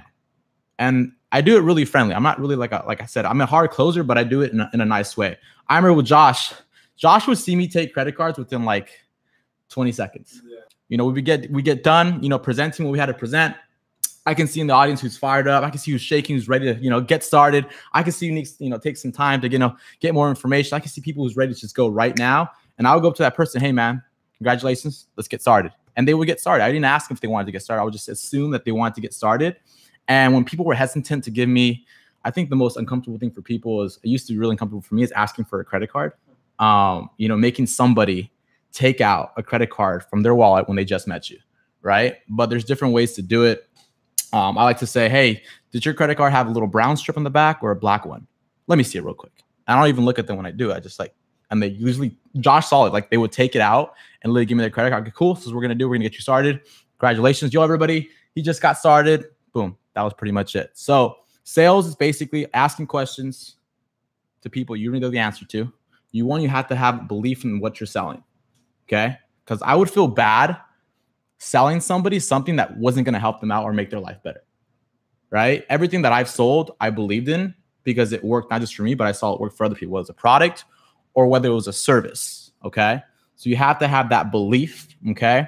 And it's going to be scary at first when you try to, you know, go business to business or talk to somebody, talk to a business owner, or just really to sell or you know, help somebody see why this product or service is good for them. It's going to be a little bit scary at first, but the only way you get good at sales is by doing it. That's it. Okay. Of course you're going to suck. Maybe you're going to be really good. You never know. Right. But you're going to literally start off learning as you go. And the more you try to sell, the better you're going to get. The more rejections you get, the better you're going to get at responding to those rejections, right? And overcoming them. It's just basically just like anything you take up, okay? The more you do it, the better you're going to get at it. But how you get better at it is just by doing it over and over and over again. And while you're doing it, you're learning, but you're also learning from, you know, obviously people that know what they're talking about as well. So let me see if you guys have any questions as far as that. Hopefully that kind of helped you guys out there. How do you overcome rejections? So literally, the best way to overcome rejections is, like I said, you have to know the person that you're talking to. So if you're talking to me, give you an example. If you're talking to a person and you're trying to figure out, I always try to figure out, hey man, is this person even, you know, capable of getting started, even if they said yeah? Because some people, I spend like, I remember when I was talking to people and I would spend so much time getting them to say yes. And then finally they say, yeah, I'm down to do it. I just don't have the money. I'm like, I spent like 15 minutes with you and I could have been with somebody else that's really qualified to get started. And I spent 15 minutes convincing you again to get started. And we finally said you can get started and you don't have the money. See, if you really just got to know your person, right? From the beginning, for example, if I talked to that person before and be like, hey, you know, so where do you work at? Hey, so what do you do for a living? Right? They said, hey, you know, I actually got this job, or hey, actually, you know, I've been between jobs. I wouldn't even talk to that person. They've been in between jobs. Like, why am I going to waste my time talking to somebody that might not have the money when I know somebody over there is ready to go and get started? So overcome objections, the best way to do it is by knowing who you're talking to before you even go for the pitch, go for the close. Okay. And then you're going to have to get creative too. Okay. You're going to have to get creative. And sometimes you're going to have to get real with people, depending on what you're selling, what position you're in. You might have to get real with people. I had to get real with people like, yo, if I had somebody that maybe had like $500 in their bank account and he was like, yo, bro, this is all the money I have. I only have $500 to my name right now. I'm like, look, bro, how does it feel only having $500 in your bank account? Like, do you like that feeling? He's like, no. See, I already knew the answer to that. He's like, no. Well, if you don't like that feeling, if $500 right now is a problem for you, it's definitely going to keep being a problem in the future. But right now you have an opportunity, right, to solve that by investing that money to make you more money later on. So you never have to have that problem again. Does that make sense? Of course it makes sense, right? So what you need to do right now is do something you've never done, because what you've been doing isn't working, obviously, right? You need to get started right now with me and let me help you, right, get the results that I've got. And if you're working with me, we can get you those results. Let's get started. You just go for the handshake and look at them. That's what I would do. And they would do that. So that's overcoming rejection. You have to be creative with that, okay? Let me see what else. What books do you like for sales? That's a good one. A good sales book is anything with Grant Cardone on it. Grant Cardone is, like I said, I mean, he's a sales king for sure. He's like a hard closer too, and he goes for the throat as well. Anything Grant Cardone is pretty good. Let me see. Did I have a mentor? I wouldn't say I really had a mentor. I would say more I learned from people's mistakes that were helping me out in my organization. When it came to sales, I just sucked at sales. I wasn't like a good salesman at all. I just did it over and over and over and over again. And as I got into sales, then I started, researching and looking for mentorship with people that were just making millions in sales. Because when you make your first sale, it's like an addiction. Like when you close your first person, like, yo, I close that first person, it's an addiction, and you want to learn more and more and more. And as you mature when it comes to sales, you're going to want to learn from people that made millions, because, you want to make millions. You have to learn from somebody that's already done in sales. So as I got older, I seeked out mentors. Let me see. Yeah, like I said, how do you sell someone that originally gives you the vibe of not being interested? Okay. So I've had people literally say, yo, man, that's how the conversation, yo, man, I'm not getting started. I'm not doing this at all. Just save your breath. I'm like, oh, you know what? Actually, when I saw this for the first time too, you kind of remind me myself, because I actually said the same thing. It's so funny, dude. I actually said the same thing that you said right now. So I understand, how you feel. I understand where you're coming from. But what I found out was, right? So you do this. So if somebody is really negative about this opportunity, or negative about your product, negative about your service, you know what? I said the same thing. You want to relate to them. I said the same thing when I saw this for the first time. I actually reacted a lot more differently than you did. I was actually even more pissed that I was even here checking this out. So the fact that you actually stayed through the whole presentation, man, is actually like, I'm surprised too, because I know exactly how you feel. But after they kind of broke it down for me, I feel like you're a smart guy. Like, we probably need to break it down a little bit more so you understand it. It made so much sense. I had to do it right then and there. So if I break it down for you and everything makes sense, do you think like you can keep an open mind? Absolutely. Yeah. So you just got to like literally like make people feel comfortable, I guess. And people like people that remind them of themselves. That makes sense, right? So if somebody says, yeah, I was like really skeptical and I saw this, I'm like, you know what? I feel you, man. I actually felt the same way when I saw it for the first time. You always want to relate so they can drop their guard down, because nobody likes to feel sold, yet everybody wants to buy. I'll say it again. Nobody likes to feel sold, yet everybody wants to buy. So you want to make that person become so comfortable, and literally, you want that person to remind them of themselves. Okay. Just become their best friend. Let me see. Any more questions, guys, about sales? Let me see. Let me give you guys questions. Let me give you guys 3 questions. I think I remember this. So what I like to do is, like I said, I like to ask questions. So if you go up to somebody, and whether you're selling a product or service, you can just, use this as an example. I just found a way. Okay. So you might write this down. Write these 3 questions down. One is, I just found a way. Okay. So I'll give you an example. Let's just say you're selling a product. I just found a way that you can make more money with this product. So the first question, I just found a way, you can put in whatever you want, that you can make more money with this product. And they're going to say, well, how? You ask them a second question. Well, first of all, before I get into it, would it be okay if you made more money with this product? They're going to be like, yeah, like, what is it? Right? I can't really explain it right now, right? But we need to meet in person so I can actually break it down for you. So that's a way to get somebody over the phone and in person, because I think it's a little bit easier to close somebody in person rather than over the phone, because you have that face-to-face interaction. So to get an invite, to get somebody to meet up with you so you can sell them, or maybe have somebody else, that's a little bit more, I would say, educate on what you're selling or has more authority, you can do it that way. Okay. So you can get people interested that way as well. So I just found a way. Would it be okay? I can't really explain it out, but let's actually meet up so I can break it down for you in person. After I show you what I'm about to show you today, you're not going to be able to sleep. Dude, curiosity kills every single time. Okay. So you can do it that way. Let me see. I don't really always offer incentives. When I usually offer incentives is basically what I'm providing already. I'll break it down for them for sure, like what I'm giving them and what I'm actually going to do as a service. Marketing psychology part of sales. Yeah, I think the marketing plays a big part. It depends on what you're doing, whether you're maybe online, basically maybe whether it's affiliate marketing or a lot of like not really face-to-face sales, but more like online sales. Definitely marketing takes a big part in that. And it's a little bit different when it comes to face-to-face sales rather than marketing and online sales, because it's just a different thing. Okay. People react differently when they see whether text and videos to actual person in front of them. So, but psychology in general takes a big part of sales. Like psychology is all sales. Let me see.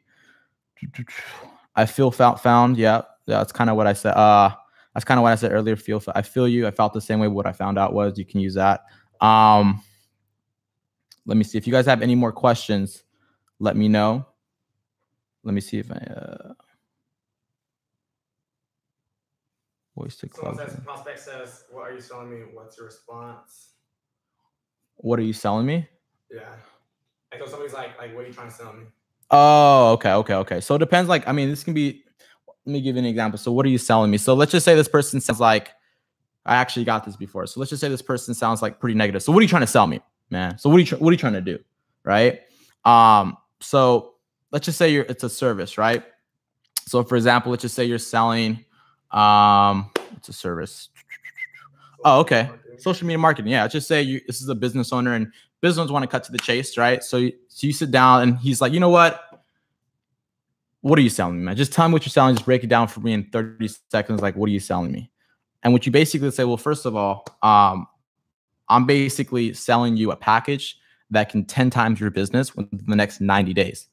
Does that sound like something that you'd be interested in? Of course, they're going to say, yeah.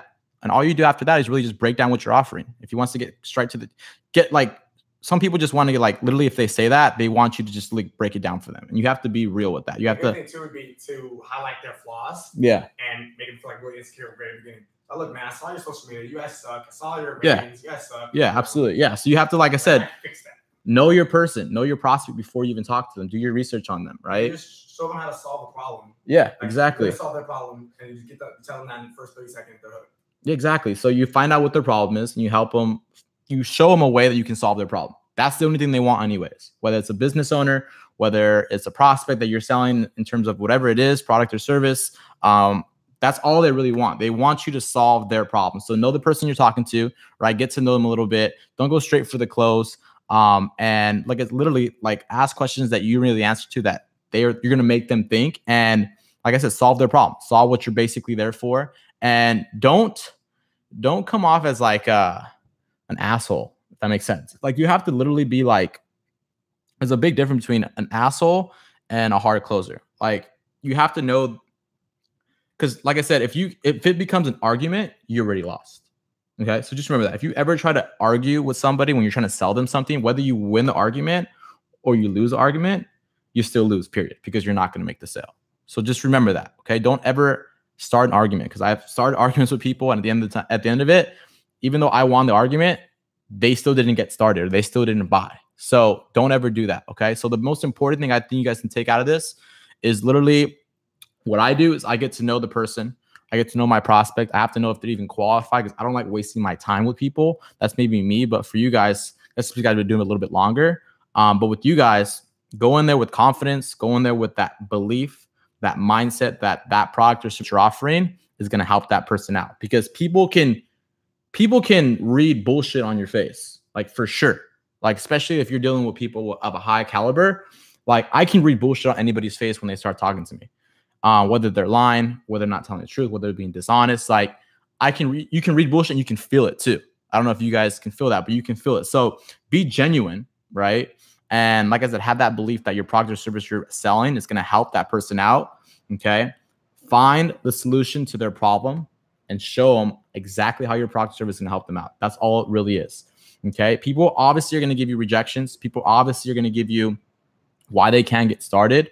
But you have to literally use what you found out about them to help them make a decision that they need to do this right now. Okay.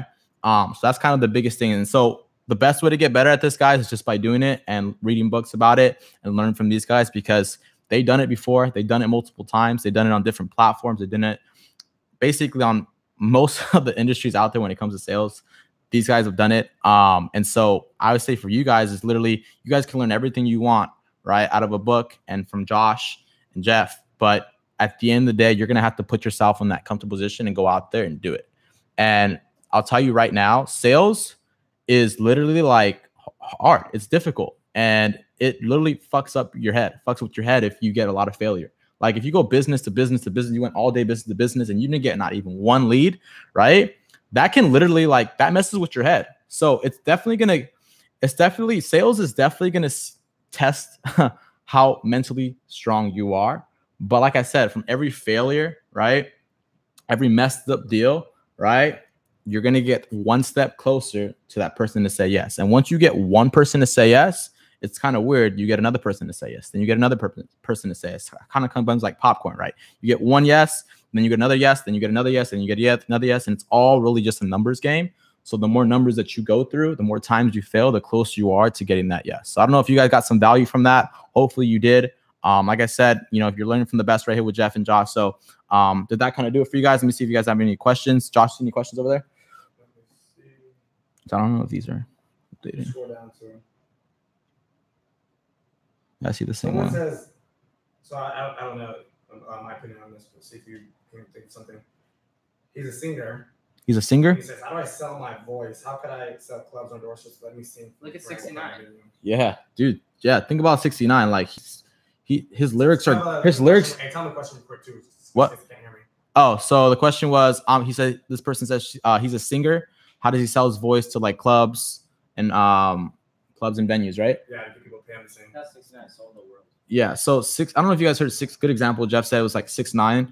His lyrics make no sense. But people like him because he markets himself. And that's why people like his music, whether it does make sense or not. So for you, and the way he does that is social media. So if you're a singer, you got to start literally singing more on camera. Think about how Justin Bieber started. I don't know if you guys know this, but he started on YouTube, right? Literally somebody saw him on YouTube, right? Recording himself, right? Doing what he does, and somebody picked him up. So if you have a good voice, right? You have that gift. Well, nobody ever is going to know you have that gift until you put it out there. Until social media, it was a little bit harder. But right now, to this day, to be honest, you really have no excuse. You know, you have every outlet out there as far as social media that is completely 110% free for you. So the fact that, you know, you should be used, that should be your main thing right now. And obviously networking too, especially when it comes to the arts. The best thing to do is get around people that can get you where you want to go. All right, and that comes down to networking. So get yourself out there on social media, put yourself around the right people, the right circle of people that know people that know people that know people that know that one person that can get you your shot. That's pretty much it. I mean, for me, like I said, I use social media. I don't have a voice at all, but I use social media a lot because I like to show people, you know, how I live because of what I got involved in and how it changed my life, but more importantly, how it can change their life. And so people can see that. For you, you have voice, right? Automatically, people are going to love you no matter what. Okay. So you can honestly be the worst singer, right? But just be really funny and people will love you. Like, you never know. So just put yourself out there and, you know, get more people to see you. That's pretty much it. That's kind of that was a good question though. Cause that's a different kind of sale, but it's really just marketing with that. When it comes to music, it's really just marketing and putting yourself out there. Let me see. Take away from business owners.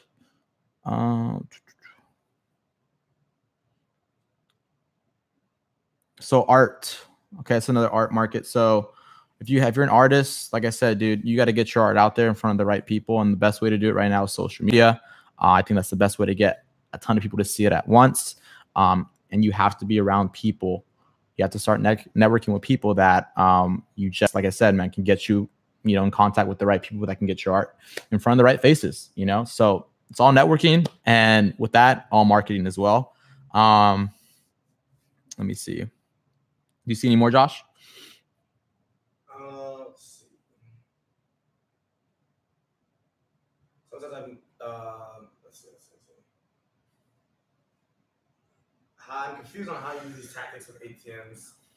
Oh yeah, so why don't you just do like 10 minutes on how you sell your ATM? Oh my God, I talk about this. I have a whole video on it in my academy, but I'll do it again because, all right, it's really not that difficult to talk to business owners. First of all, you're never going to it's very rare that you go to a business and the owner's there. If I'm a business owner, if I'm the boss, like I own the building and I own everything in it, I'm probably not going to be there either. I'm probably going to go there maybe like once a week to just check up on things, right? That's what bosses do. So if you're going into a business to put an ATM in, first of all, ATM is 110% free for the business. The service is basically free for the business. The cash inside it is yours. So everything's free for the business. And there's no way the business can lose money. There's no way the business there's nothing that can happen to the business as far as negative. Okay. So that's a really good selling point right there. So if you go into a business, and let's just, for instance, you say you go on the lucky day and actual owner's there.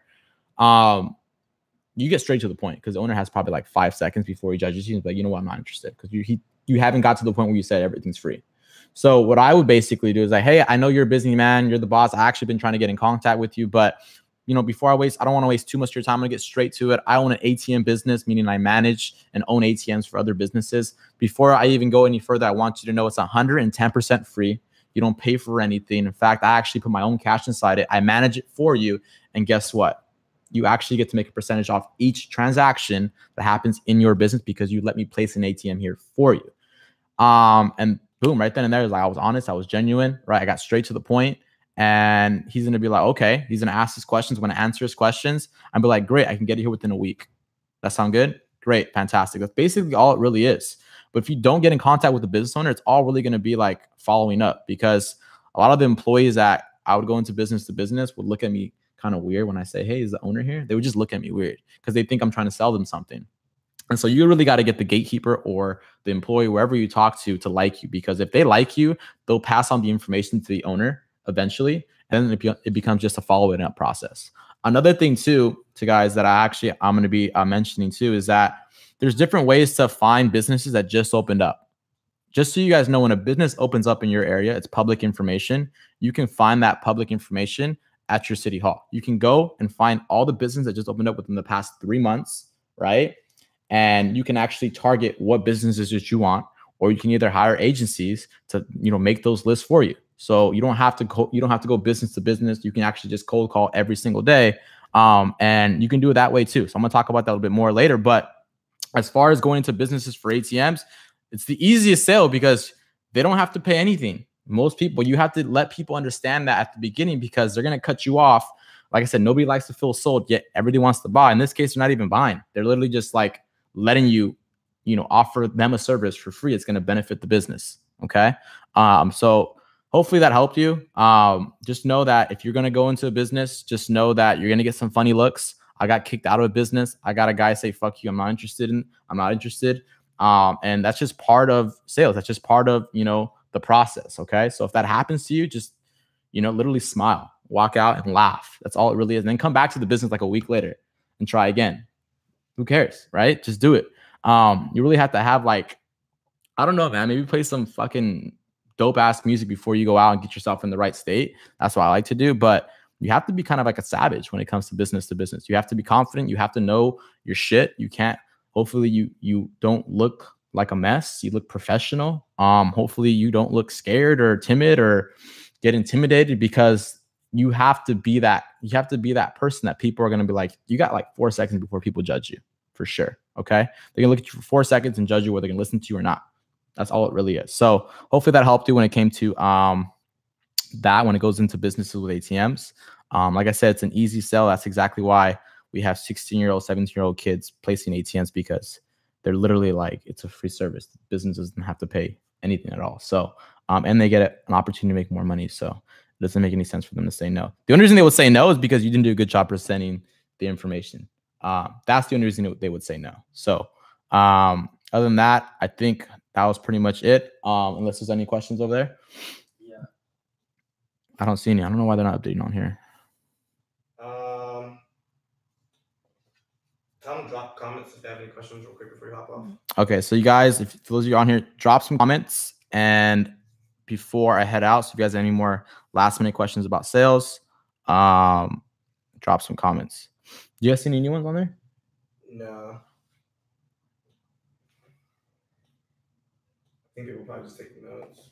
People are taking notes. All right, Eric. Thanks, bud. Yep. Anytime, broski. All right. Taking notes. All right, let's jump into the last thing we're going to go over, and that's attraction marketing. I think it's one of the most fun, rewarding. Everyone in this room does it, including Eric now. It's probably one of the coolest marketing tactics there is.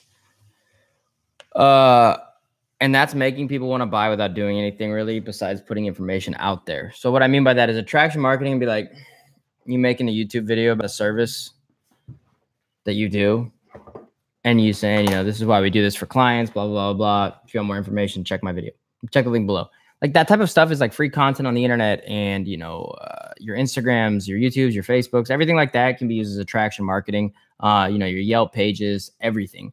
So if you guys are doing, for example, and it doesn't have to be, a lot of people think, I can only use attraction marketing, like if I'm selling something online or et cetera, et cetera. You can use attraction marketing for honestly virtually any business. Our buddy Barrett, he owns Hollywood Sports Park, which is the paintball arena that we went to yesterday.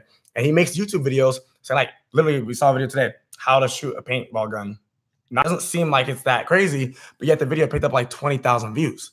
Or, you know, how to defend this type of, you know, approach, et cetera, for paintball. And it gets like $30,000 or 30,000 views.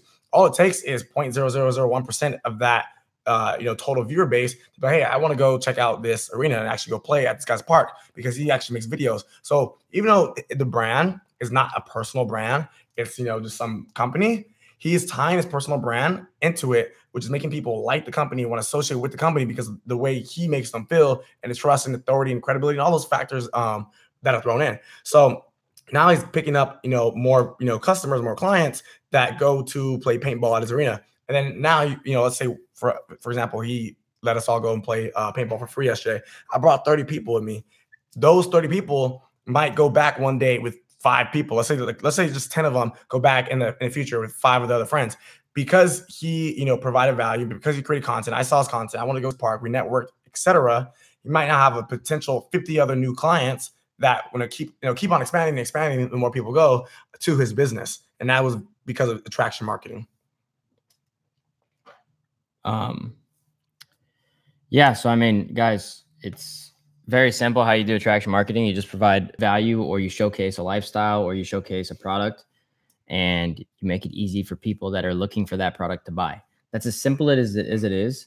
And you get better and better at like that. So for example, if someone that does have no business online, that does nothing, goes and looks at my Instagram, they're already like, what the hell does this guy do? I'm going to message him. And then, you know, they're already ready to pay. Usually, you know, the thing is, I don't really sell anything anymore besides the inner circle. So I'm not going to have some link in my bio that's like a course, $1,000 course or something like that. But what will happen is they'll get sold on me right away because of my lifestyle, and they'll follow me, and followers equal money, which is crazy. Most people say, oh, someone has 200,000 followers, but doesn't have $200,000 in their bank. Well, $200,000 is, I mean, followers is makes it much easier to make $200,000. Trust me on that. So understanding social media and understanding sales is huge.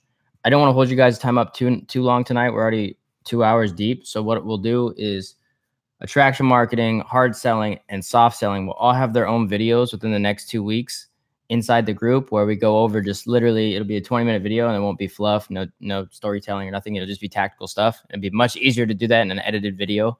And I just don't want to keep you guys too long tonight.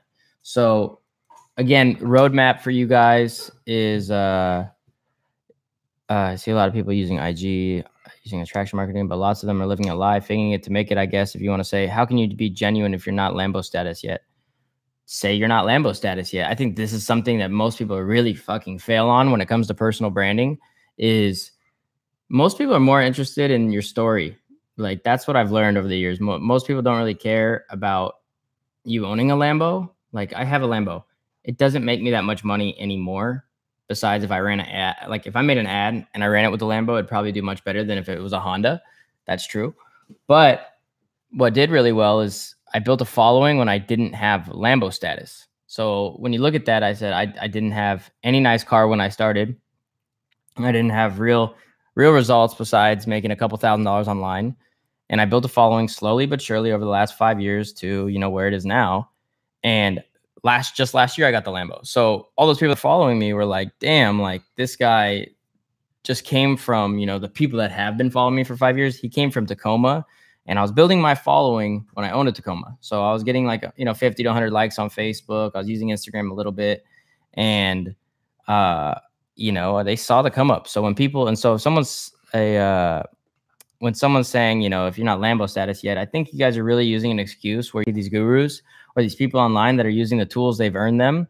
And you're looking at it singularly in the sense of, when it comes to personal branding, at least, and internet sales, you're looking at it very singularly in the sense of you saying, that guy's only making sales because he has a Lambo. Well, the people that have been following him longer than you, or have been, you know, watching his journey for a couple of years, which personal brands don't happen overnight. And so when you say that and you say people really care, people get invested in your progress, it's a much different thing than just saying he only makes money because he has a Lambo. For example, when people say, oh, Ty only makes money because he has all the exotic cars and he just produces content in his mansion and cars. Yeah, but when he started on social media, he had, you know, one Lamborghini, and when he started running big ads. Before that, he had like a little Maserati and just a nice house, but he talked about books and he had like a 3,000 person book club he was selling for like $30 a month. So, you know, you can say, oh, you know, he has all this stuff, that's why he makes money. You guys have to understand that social media is not a one singular view. When it comes to social media branding, you have to understand your story and your progress will sell more than anything. So if right now you're trying to figure out how to be genuine and how to be real on social media, you can say that. You can say that. Like, you can build that story. You can people still get inspired by you having a base level Mercedes or you know, whatever. Traveling is cheap, right? Traveling is cheap. Living somewhere nice isn't as expensive as most people think. If you're making, you know, $4 or $5 grand a month, it's pretty nice. It's pretty easy to have a good luxurious lifestyle spending that $5 grand a month. I'll tell people this, when I was making only $5 grand a month, I was still living like amazing. I didn't have a Lambo, but my marketing was on point. I was traveling places. I was doing events. Difference is you have to learn how to spend that money. And that is actually something I want to teach you guys on a branding live call. So it'll be something like personal branding mixed with how to get the most for your dollars when it comes to sales marketing. And that'll be something I'm planning to do. Not yet, though. And that's not going to be like right in the beginning of this, because I don't think all of you guys are ready for that information. And then by the time you are ready, you might forget about it. But yeah, so someone said he had a dating app before all of that. He didn't start rich. Exactly. Everyone's saying a live session on personal branding would be very helpful. That's fine. We're going to do it. I think we're qualified to do it. We're qualified to teach you guys. And it's just sales are simple, but it's just, you guys got to take everything. I hope you guys took notes. Thank God this is recorded. You guys can go back and listen to this exact replay for at like 1.5, 2 times speed, and just find all the nuggets in here, because they're all kind of scattered around during these live calls. It's not an edited, precise video. It's us talking. Go back and find all the nuggets, take notes, and apply them and watch how they actually work. Attraction marketing really needs its own thing, because it's so much that goes into it, because I have to teach 2 different ways of attraction marketing. I have to teach business attraction marketing, which you can look at. For example, you start doing influencer marketing, which is still attraction marketing, where, you know, some person on Instagram, like Kim Kardashian, says, oh my God, I love this product. All her fans are like, oh, if Kim loves it, I'm going to love it. I want that. And they buy it. That's attraction marketing when it comes to businesses. When it comes to a personal brand, if you guys want to really build a brand and build a following, just like Kim Kardashian did, because they sell their followings all fucking day. So it doesn't have to mean you guys are going to plan to sell a course or plan to sell some informational product. Building a personal brand is just money. It's free money, and it doesn't cost as much as you think to build one. It doesn't take as much work. If you guys are making a couple $1,000s a month, you guys can build a personal brand. I'm telling you that right now. There is steps you need to take, because it's, you know, I spent 5 years figuring it all out, and it really is something I think everyone should do. You know, for example, you can spend $2,000 a month on travel, get a ton of photos, and your Instagram is so sick. Like, it's so funny that Pete, you're saying, oh, I'm not Lambo status, but, you know, you have to understand that you can spend a little bit of money and get a lot of content. The problem is you just don't think people are going to buy and love that content because you don't have a Lambo, which is just a common misconception. All the replays, I don't know if, are you or Nick uploading the replays? Yeah, they're going to be uploaded to the back office. Right now, the links are still all on YouTube, though. Why are they not uploaded, though? They just need to be uploaded. My computer broke the other day. All right. So we'll upload all the YouTube links to the back office of your guys' website. So thedropoutdegree.com. All your links will be, all the live videos, the replays will be in there, uploaded in the next 48 hours. All right, guys. I'm ending the call. Everyone's already jumping off. Let's call it a night. I hope you guys all remember the roadmap, and, you know, you're with us for the long run. That's the goal. That's where you guys are going to see a lot of the value, a lot of the networking, and a lot of the interviews we're going to give you guys are like not cheeseball interviews that these gurus are, you know, producing all the time and garbage information. It's real tactical stuff. And we're going to be bringing these people on. We're going to be having a bio ready and their curriculum they want to teach for the day ready. So it'll be much easier. But thanks. Okay. Hope you guys have a great night. Josh and I are tuning out. We'll see you guys next week. Peace out. Deuces, guys.